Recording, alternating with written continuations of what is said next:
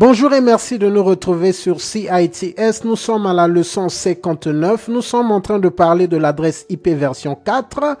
Nous allons continuer avec le subnet mask, mais avant de nous plonger sur les détails de cette session, nous voulons mettre en perspective les éléments des adresses IP publiques et des adresses IP privées. Alors, comment est-ce que se rassemblent les pièces du puzzle lorsque on considère le fonctionnement de l'Internet? Souvenez-vous, lors de la précédente session, nous avons dit que au départ, on utilisait les adresses IP publiques. Donc, que ce soit au niveau des terminaux, c'est-à-dire des hôtes ou des hosts, des PC, des imprimantes et autres, on utilisait des adresses IP publiques. Donc, on utilisait les adresses IP publiques en fait, au niveau des terminaux, au niveau des équipements du réseau, et donc cela avait conduit, en fait, il y avait un risque d'épuisement au cours des années 90 et 2000.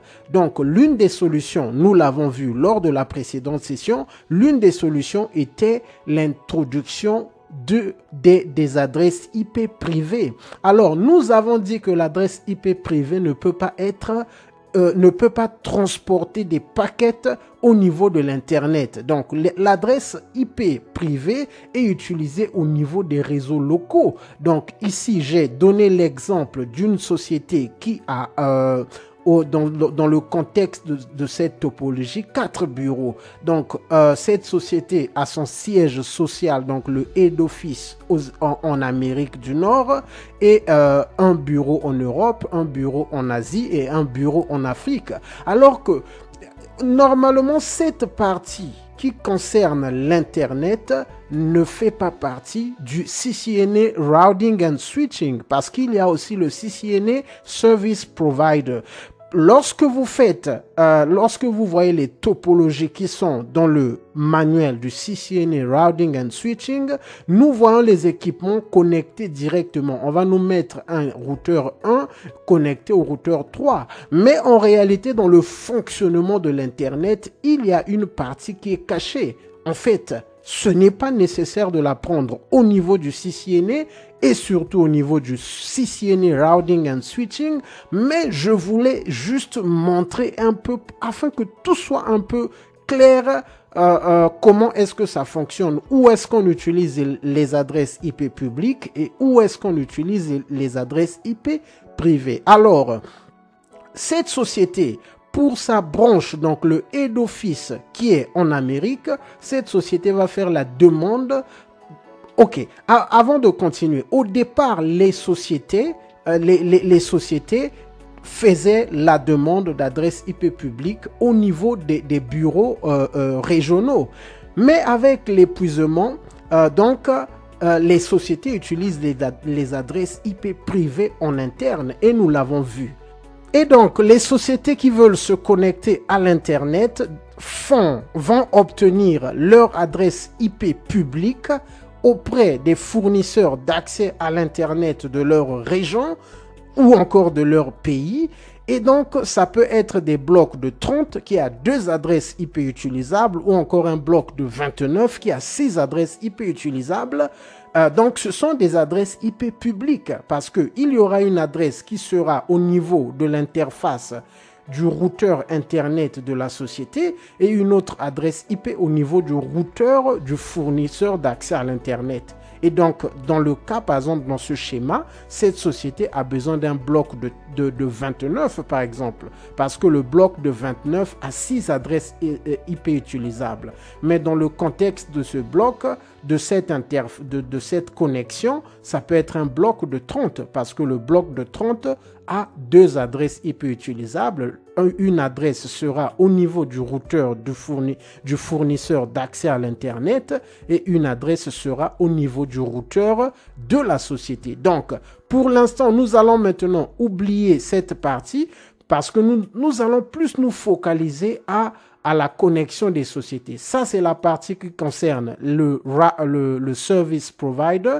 Mais avant de continuer, j'aimerais juste montrer ce que vous pouvez découvrir avec votre PC. Donc, si vous faites CMD, donc CMD, sur le bouton de recherche de votre PC, vous allez ouvrir Command Prompt. Donc, si vous faites Command Prompt, si vous faites IP, excusez, config, ça va vous faire sortir les informations concernant le IP addressing de votre PC. Et donc, tel que vous le voyez, je suis dans un réseau privé. Donc, ça, c'est une adresse IP privée. 180, c'est une adresse IP privée. Donc, les adresses que vous voyez ici, que mon fournisseur d'accès à l'Internet m'a attribué, ce sont des adresses qui sont dans des réseaux privés. Alors, par exemple, je prends un exemple. Si je fais un trace, je fais un tracer vers Google. Donc 888, c'est une adresse IP de Google. Vous voyez que la première adresse, donc la passerelle par défaut que je suis en train d'atteindre, c'est une adresse IP privée. Et donc la deuxième adresse, c'est une adresse IP publique. Alors, je vais faire ceci. Si je viens maintenant sur, par exemple, j'ouvre une page sur l'Internet, je peux faire la recherche de cette adresse IP qui est le propriétaire de cette adresse IP. Je suis en Amérique du Nord, donc en Amérique du Nord, c'est Arin. J'ai fait la recherche et vous voyez que c'est AT&T qui est montré comme propriétaire de ce bloc. On montre le bloc et non l'adresse IP. Donc, ce sont juste des éléments pour vous montrer ce que vous pouvez, les recherches que vous pouvez faire. Et donc, cette carte montre aussi en fait, comment est-ce que l'Internet se connecte? Vous pouvez trouver ça sur Google pour voir. C'est une question de curiosité. Et ici, nous avons la location des adresses IP par pays. Donc, par pays, si vous partez sur ce site, vous allez voir les adresses IP par pays. Donc, la curiosité vous permet en fait de découvrir certaines informations et d'avancer un peu plus vite. Donc, cela étant dit, nous allons repartir sur nos slides. Alors, le choix du masque. Les éléments à prendre en compte sont les suivants. Le nombre de subnets requis, le nombre de hosts par subnet, décider d'utiliser un seul masque pour tous les subnets. Ceci aura pour conséquence d'avoir une même taille de subnet dans tous les subnets. Le réseau IP classful qui sera subdivisé. Alors, le nombre de subnets requis, souvenez-vous, cela dépend de l'architecture ou encore de la taille de la société. Par exemple, au niveau du siège social, nous avons besoin de 5 vilaines parce que c'est le siège social. Nous avons beaucoup de départements et dans ce cas, ici, nous aurons besoin de 5 subnets. Par exemple, au niveau des bureaux, on peut avoir besoin de 3 vilaines ou encore de 2 parce que un subnet est égal à 1 vilaine. Donc, la subdivision, ici, on parle en termes de vilaines. Alors, nous allons continuer. Et il y a aussi le nombre de hosts par vilaine. Et cela dépend d'une réalité. Par exemple, au niveau des ressources humaines ou encore des opérations. Chaque département peut en fait a des réalités. Donc, le nombre de hosts par subnet peut tenir compte de certaines réalités. Alors, réseau IP classful avant le subnetting. Donc, avant d'être subdivisé, l'adresse IP d'un réseau classful n'a que deux parties, la partie réseau et la partie des hôtes. Donc, je l'ai illustré ici. Ici, nous avons la classe B, donc c'est le 172.16.0.0. Ici, avant qu'il ne soit subdivisé, avant qu'il ne soit subnet, le masque par défaut est celui-ci. Donc, nous aurons 16 bits pour le network et 16 bits pour les hôtes. Alors, la partie du réseau network part et la partie des hôtes host part. Les adresses ont la même valeur sur la partie du réseau. Alors, nous allons venir ici, tel que vous le voyez, tous ces subnets ont les mêmes valeurs au niveau des deux premiers octets. Donc, le premier octet 8 bits, le deuxième octet 8 bits, ça fait les 16 bits qui sont la partie du réseau. Et donc, tout au niveau de tous ces subnets, vous voyez que les deux premiers octets ont la même valeur parce que c'est la partie du réseau. Et les adresses ont des valeurs différentes sur la partie des hôtes.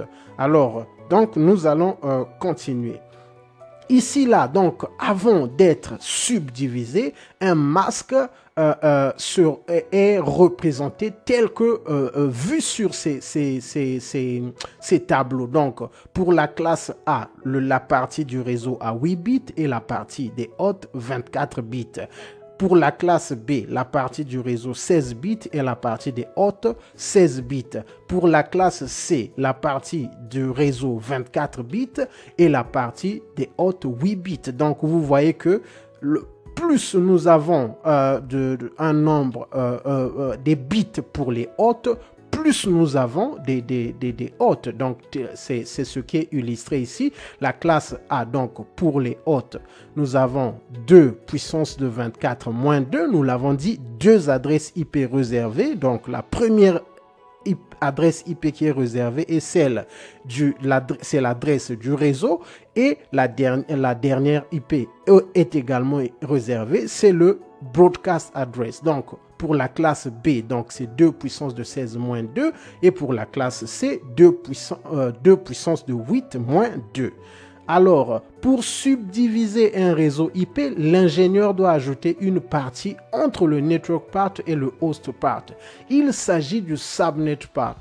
Toutefois, l'ingénieur ne peut pas changer la partie du réseau ou la taille de l'adresse IP 32 bits. Pour créer un subnet, l'ingénieur doit emprunter des bits du host part. Alors, qu'est-ce que cela veut dire? Nous avons vu que lorsque un réseau n'est pas subdivisé, il a pour la classe A 8 bits au niveau du network, et 24 bits au niveau des hôtes. Et pour la classe B, c'est 16 bits au niveau du network et 16 bits au niveau des hôtes. Pour subdiviser, on ne peut pas toucher la partie du network. Nous allons continuer. Donc ici, ça illustre ce que cela veut dire. Donc si on veut subnet, on le voit bien que la partie du réseau est bloquée. Ça veut dire qu'on ne peut pas toucher les bits réservés au network. Lorsqu'on fait le subnetting, les bits qu'on peut manipuler, ce sont les bits qui sont réservés au host part. Qu'est-ce que cela veut dire? Je vais me focaliser sur la classe B. Donc, la classe B a 16 bits pour le network et 16 bits pour les hôtes. Donc, si on veut subdiviser cette partie, ça veut dire qu'on va réduire le nombre des bits des hôtes. Je vais ouvrir ceci. Je vais effacer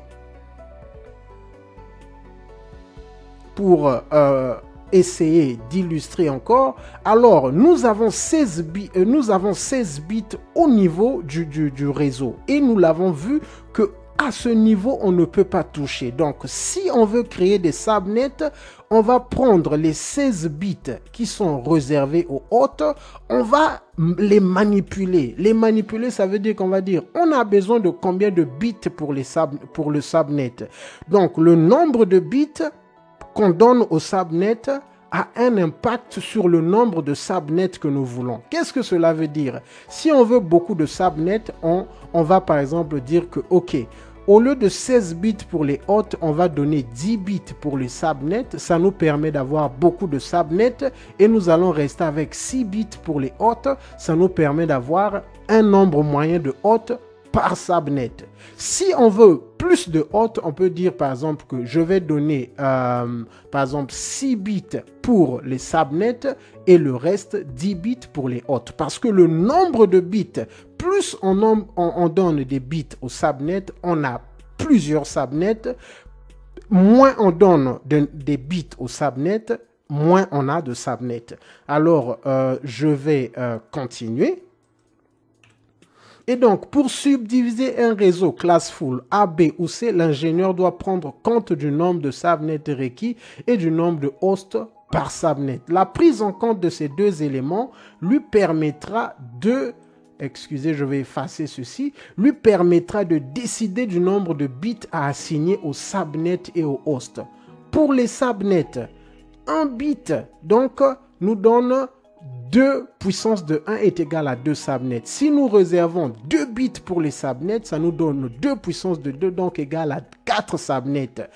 3 bits, donc 2 puissance de 3 est égal à 8 subnets. Donc, je vais remonter parce que je pense que ici, là où c'est très important à comprendre, c'est ce tableau. C'est la base du subnetting. Ça veut dire que subdiviser, c'est juste emprunter les bits qui étaient réservés pour les hosts pour créer les subnets. Et donc, le nombre de bits qu'on prend, c'est-à-dire si pour la classe B, il y a 16 bits pour les hosts. Si je prends 4 bits pour créer des subnets, je fais 4 puissance, je ferai 2 puissance de 4, ça va me donner le nombre de subnets que je veux avoir. Donc, le nombre de subnets que vous voulez avoir dépend du nombre de bits que vous prenez sur la partie des hosts pour créer les subnets. Ici, là, nous avons un tableau qui représente le calcul des puissances. Donc, j'enlevais par exemple 8 bits pour les attributs au subnet. Ça veut dire que je vais me retrouver avec 256 subnets.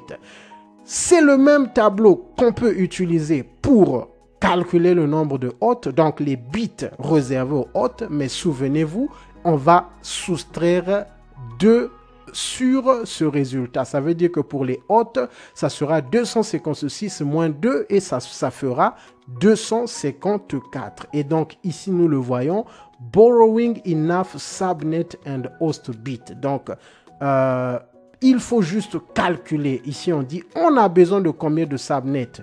Donc, par exemple, si on vous dit, je vous donne un exemple. On vous donne un exercice où on dit que vous devez faire l'architecture d'un réseau où on a besoin de 64 subnets ou encore de 60 subnets. Alors, pour vous, pour commencer, vous voyez que vous allez prendre 6 bits pour les subnets parce que c'est avec 6 bits, vous allez avoir 64 ou encore 60. Donc, autrement, si on vous dit que nous n'avons besoin que de 15 subnets, ça veut dire que vous avez besoin de 4 bits pour les subnets. Ça, tout dépendra parce que Cisco va vous demander, on a besoin de tant de subnets et tant de hosts. Donc, vous devez faire la balance pour savoir le nombre de bits que vous devez attribuer. Mais la base, c'est de comprendre ce tableau. 1 bit est égal à 2 puissance de 2 puissance de 1, ce qui donne 2. Donc, 2 bits est égal à 2 puissance de 2, ce qui donne 4, et 3 bits est égal à 2 puissance de 3, ce qui donne 8. Donc, en comprenant ce tableau, vous allez facilement savoir combien de bits vous avez besoin pour créer des subnets et combien de bits vous avez besoin pour les hosts, tout en sachant que le résultat, vous devez enlever 2 adresses qui sont le network address et le broadcast address. Alors ici, on nous donne un exercice. Vous pouvez pauser la vidéo pour voir les conditions. De façon simple, on veut que vous puissiez avoir 200 subnets et 200 adresses IP par subnet. Alors, ici, il faut aussi prendre en compte le nombre de bits réservés pour le network path. Ceci dépend de la classe d'adresse à subdiviser. Alors, ici, tel que nous l'avons vu, nous sommes en train de parler de la classe B, donc le network path à 16 bits, nous ne touchons pas. Vu que nous avons besoin de 200 à 200 subnets, ça veut dire que nous avons pris 8 bits, parce que 8 bits, ça nous donne en réalité 256 subnets. Et donc, pour les hosts, on a aussi dit il faut 200 adresses IP par subnet. Ça veut dire que nous allons prendre le masque, le 8 bits pour les hosts, ce qui nous donne 256 moins 2 est égal à 254. Alors, il faut préciser ici que l'adresse IP a 32 bits. Donc, lorsque vous faites l'addition du nombre de bits pour le network, pour le subnet et pour les hosts, ça doit donner 32 bits. On ne peut pas avoir une adresse IP de 33 bits ou encore de 30 bits. Donc, ni moins ni plus. Ça doit être égal à 32. Ça veut dire que lorsque vous faites le subnetting, lorsque vous avez atteint les exigences de l'exercice et que, par exemple, que vous êtes convaincu que le nombre de subnets qu'on vous a demandé sera atteint avec le nombre de bits que vous réservez pour le subnet, allez-y, prenez ce nombre de bits et le reste, vous pouvez réserver pour les hosts. Alors, un subnet mask est un numéro binaire de 32 bits. Il contient des valeurs de 1 à gauche et des valeurs de 0 à droite. Le nombre de 0 binaire est égal au nombre de bits pour les hosts. Le nombre de 1 binaire est égal au nombre de bits pour le network et le subnet. Après avoir déterminé le nombre de bits requis pour les subnets et les hosts, il faut créer le masque. Alors, ce que cela veut dire, c'est un peu cette idée. Les 1 qui sont en avant, c'est pour le network et le subnet, parce que les hosts sont toujours réservés, sont toujours en fait identifié par les zéros. Donc ici là, pour le masque par défaut de la classe B, nous avons 16 bits et nous avons aussi 16 bits. Donc nous savons que par défaut, nous avons 16 bits pour les hosts et 16 bits pour le network. Lorsque nous faisons la subdivision, nous nous retrouvons avec 16 bits pour le network et nous avons ici 8 bits pour les subnets et nous avons 8 bits pour les hosts. Donc, ce qui veut dire que les 1 sont toujours devant. Donc, c'est ce qu'on appelle le leftmost. Et les 0 sont toujours au rightmost. Et donc, les 1 sont toujours représentent toujours le network et les subnets. Et les 0 représentent toujours les hosts. Alors, nous sommes pratiquement à la fin et ici, on nous représente effectivement, c'est un subnet mask. On nous montre les types de notation. Donc, il y a la notation décimale et il y a le prefix notation. En fait, tout ceci, lorsque vous analysez, donc 16 bits pour le network, ce sont les 16 bits que nous voyons ici. Donc, tous les bits du premier octet sont activés. Pour le deuxième octet, c'est activé. Ça nous donne 16. Pour le subnet, nous avons les 8 bits qui sont également activés. Ça nous donne 8 plus 8 plus 8, 24. Et donc, nous avons le premier octet, tous les bits sont activés. Le deuxième octet, tous les bits sont activés. Et le troisième octet, tous les bits sont activés. Donc, la notation par préfixe, c'est simplement 8 plus 8 plus 8 est égal à 24. Donc, vous comptez le nombre de bits qui sont activés. Ça vous donne la notation par préfixe. Et ici, ce sont les nombres de subnets qu'on peut avoir après avoir subdivisé. Nous allons voir ces détails lors de la prochaine session. Que Dieu vous bénisse. Bonjour et merci de nous retrouver sur CITS. Nous sommes à la leçon 59. Nous sommes en train de parler de l'adresse IP version 4. Nous allons continuer avec le subnet mask, mais avant de nous plonger sur les détails de cette session, nous voulons mettre en perspective les éléments des adresses IP publiques et des adresses IP privées. Alors, comment est-ce que se rassemblent les pièces du puzzle lorsque on considère le fonctionnement de l'Internet? Souvenez-vous, lors de la précédente session, nous avons dit que au départ, on utilisait les adresses IP publiques. Donc, que ce soit au niveau des terminaux, c'est-à-dire des hôtes ou des hosts, des PC, des imprimantes et autres, on utilisait des adresses IP publiques. Donc, on utilisait les adresses IP publiques en fait, au niveau des terminaux, au niveau des équipements du réseau, et donc cela avait conduit, en fait, il y avait un risque d'épuisement au cours des années 90 et 2000. Donc, l'une des solutions, nous l'avons vu lors de la précédente session, l'une des solutions était l'introduction des adresses IP privées. Alors, nous avons dit que l'adresse IP privée ne peut pas être ne peut pas transporter des paquets au niveau de l'Internet. Donc, l'adresse IP privée est utilisée au niveau des réseaux locaux. Donc, ici, j'ai donné l'exemple d'une société qui a dans le contexte de cette topologie, 4 bureaux. Donc, cette société a son siège social, donc le head office en Amérique du Nord, et un bureau en Europe, un bureau en Asie et un bureau en Afrique. Alors que, normalement, cette partie qui concerne l'Internet ne fait pas partie du CCNA Routing and Switching parce qu'il y a aussi le CCNA Service Provider. Lorsque vous voyez les topologies qui sont dans le manuel du CCNA Routing and Switching, nous voyons les équipements connectés directement. On va nous mettre un routeur 1 connecté au routeur 3. Mais en réalité, dans le fonctionnement de l'Internet, il y a une partie qui est cachée. En fait, ce n'est pas nécessaire de la prendre au niveau du CCNA et surtout au niveau du CCNA Routing and Switching, mais je voulais juste montrer un peu, afin que tout soit un peu clair, comment est-ce que ça fonctionne, où est-ce qu'on utilise les adresses IP publiques et où est-ce qu'on utilise les adresses IP privées. Alors, cette société, pour sa branche, donc le head office qui est en Amérique, cette société va faire la demande. Ok, avant de continuer, au départ, les sociétés faisaient la demande d'adresse IP publique au niveau des bureaux régionaux.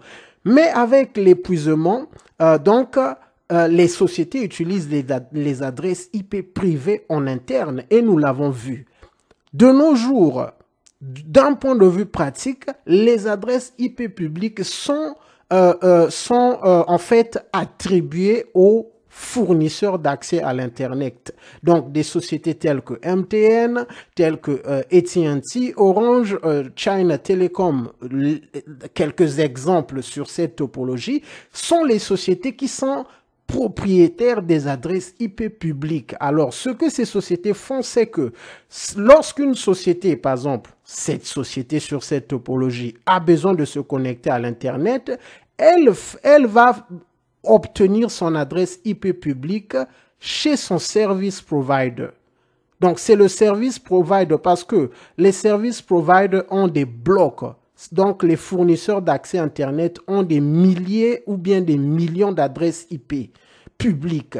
Alors, les sociétés qui veulent se connecter à l'Internet obtiennent les adresses IP publiques pour leur interface qui se connecte à l'Internet auprès des fournisseurs d'accès à l'Internet. Et donc, dans le contexte de cette société, en Amérique, la société va obtenir son adresse IP de la part de AT&T. En Europe, elle va obtenir son adresse IP publique de la part au travers de Orange. Et en Asie, ce sera au travers de China Telecom.